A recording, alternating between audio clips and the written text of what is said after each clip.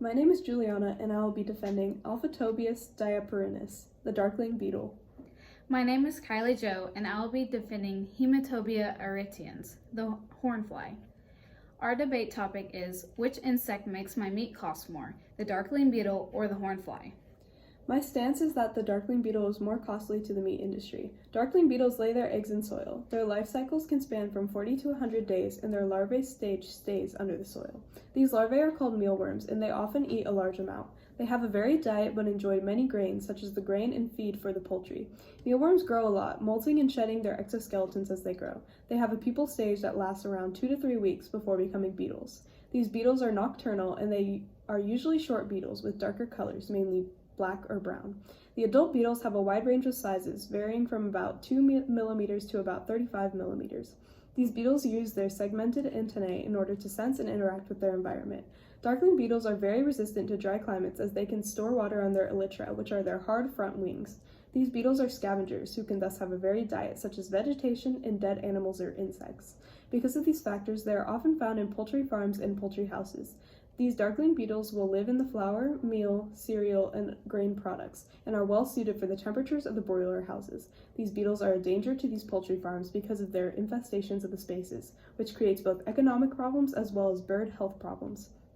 An interesting fact related to the darkling beetle's physical structure is that the exoskeletons of the darkling beetle are actually indigestible. Because the beetles can get into the food of the poultry quite often and are consumed by the birds, this can cause the poultry to have digestive issues and is very harmful. They will also burrow into the walls and cause issues with the insulation, resulting in increased prices for the owners in these areas. Along with this, the darkling beetles are known to vector diseases to the poultry, some examples of this being foulpox and Newcastle, and also acting as a host for E. coli and Salmonella. They also may be intermediate hosts for tapeworms and brownworms. This all causes extra costs in order to get rid of these pests. When they're spread with the soils, they can be spread to various houses and cause other infestations. Insecticide rotations are the main strategy in order to get rid of darkling beetles in the poultry industry. The cost of these various problems to poultry brought about by darkling beetles increases the cost of meat by a great margin. My opening stance is the hornflies affect the prices of our meat industry more than the darkling beetle. Hornflies start their life by hatching on cow manure. They take 8 to 10 days to mature, and when they do, they feed on cattle blood. They have brown to black bodies with overlapping wings. The hornfly is considered to be an ectoparasite, meaning the parasite affects the lives on the outside of the host. These flies are very small, about half the size of a common housefly. Both male and female have piercing, sucking mouthparts, and because of this, they specifically feed on blood. Their sucking mouthparts also have an effect on cowhide. Because they puncture into the cow to feed, it is shown to cause significant damage to the cow skin, resulting in open sores and infections. The cows don't usually leave the host. Because they feed 20 to 30 times a day, they're pretty much settled when they find a host. In fact, the only time a hornfly needs to leave is to lay their eggs. The hornflies will then move to the back end of the host by the tail and lay their eggs under or on top of fresh feces, usually in clusters of 20 to 25 eggs. The hornflies usually settle on the back end when feeding, and in colder weather, the stomach. They also have been found lounging on the side, neck, and sometimes the head. The original description of the fly was found in southern France. They can now be found in major cattle-producing areas in the world. Their peak population infestations occur during the warm summer parts of the year and decreases once it gets dry and hot, and when it gets cold. They have a huge impact on the productivity of cattle meat. They have been found parasitizing other domesticated mammals, but the impact on cattle is more important. They are a source of a tremendous stress to the livestock, causing cases such as anemia to cattle. These bad habits related to the hornfly are the root of the meat industry causing so much. It is not just a couple flies, but infestations. These infestations are costing the United States cattle industry around $1 billion in economic loss annually, increasing to what could reach $1.5 billion. Included with billions of dollars lost is $60 million for pesticides. They are not only affecting meat from the cattle, but it has been recorded that milk distributions are being diminished by 10 to 20%. One aspect of this information that goes against your point and proves the darkling beetles have some aspects which makes them harder to deal with and ultimately more destructive and costly to the meat industry is that the adult female darkling beetles have the ability to lay around 100 to 500 eggs just a few days after mating. As this can be accelerated in higher temperatures in certain conditions, the infestations can occur at much quicker rates than that of the hornfly, who lay 100 to 200 eggs after mating instead, in clusters of 20 to 25 eggs. Also, although the darkling beetles do not parasitize the livestock in the same way that the hornflies do, the collective damage from the structures holding the poultry themselves, which the beetles burrow in, the diseases that are spread to the poultry, and the overall negative impacts from the spread of darkling beetles in these places increases the cost that poultry farmers must pay greatly. These insects pupate in the wooden beams of the broiler farms and are often in hard-to-reach places. They also pose a great threat and health risk to humans as well as the poultry due to the diseases that they carry. These pests can be very difficult to get rid of, and along with paying to make up for the harmful effects of the beetles, including damage to insulation, the farmers must also pay to get rid of them. This ends up being quite costly and costing the industry a lot of harm. Good argument. From your rebuttal, I noticed that the darkling beetles live a lot longer than the hornflies, and they lay a lot more eggs. Although they have these advantages over the hornfly, darkling beetles do not start their life with a host. Since they are described to be found in the soil, this is a disadvantage against them because they have to find and travel for their food, while the hornfly does not have that problem. They lay eggs on the cow manure, and adults quickly find their hosts close by. Not only do flies start their lives on the host, but it happens very quickly and in an abundance. Hornflies congregate on the host very rapidly. When left untreated, thousands can spawn on the head. Another way the hornflies cause more damage than the darkling beetle is their diet. Darkling beetles have a variety of diets according to your argument. They do not rely on one diet to keep them alive. Unlike the hornfly's only diet consists of blood. Therefore, feeding on cattle or other mammals is more likely than the darkling beetle. The hornflies also have direct access to the host. Direct blood feeding on the cattle can cause the cows to be more susceptible to bacterial infections, since these flies can leave open sores while feeding. This decreases the immunity of the cattle, causing them to get sick easier and die. This causes more damage to the meat industry because it is directly affecting the host. Although your argument is correct in that the darkling beetles are not parasites and do not feed on the blood of the livestock, directly affecting them in that way, they are still able to cause a great deal of harm to poultry, the structures they are kept in, and the poultry farming process.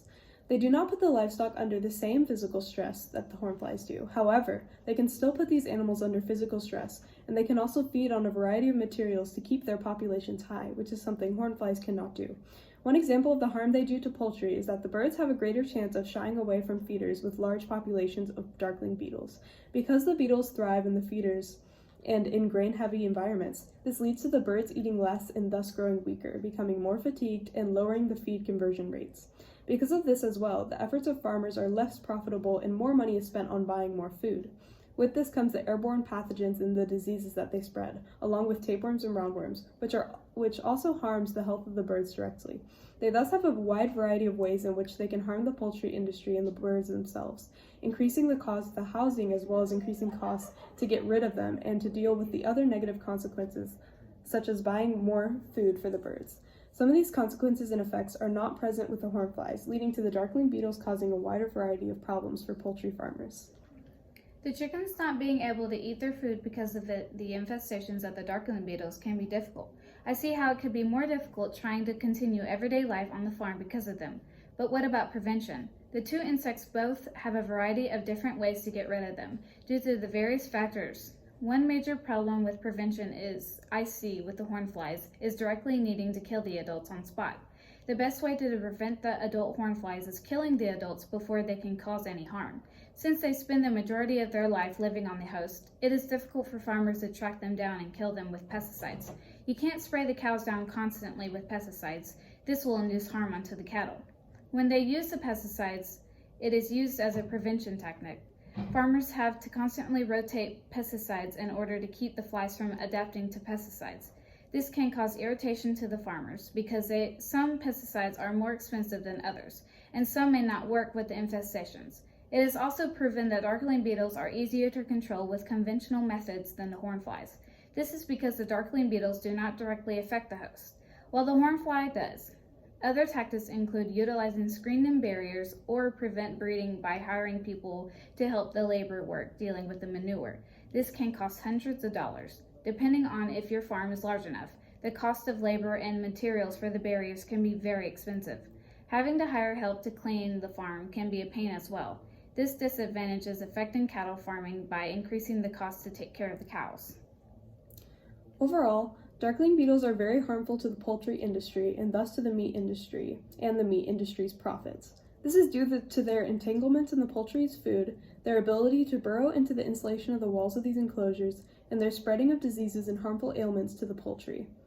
Although this species of insect has raised the cost of meat, darkling beetles have also benefited society. This insect in particular has been a subject of many biological studies because they are so easy to touch and to rear, specifically due to their elytra and its ability to collect tiny water droplets to store water for later, has made them a great insect for drier and hotter climates. Because of this ability, their behavior called fog basking, researchers are studying the ways in which this surface texture is able to do what it does and collect water so well.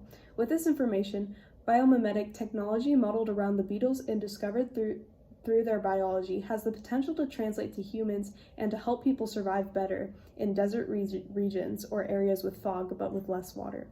They are important to study for a variety of reasons, and they can show us things that are applicable to human society, such as their fog basking abilities and other impressive biological strengths they possess. The hornfly is overall a huge problem in the meat industry, specifically cattle. It causes environmental, economic, and sustainable life for the cows great harm.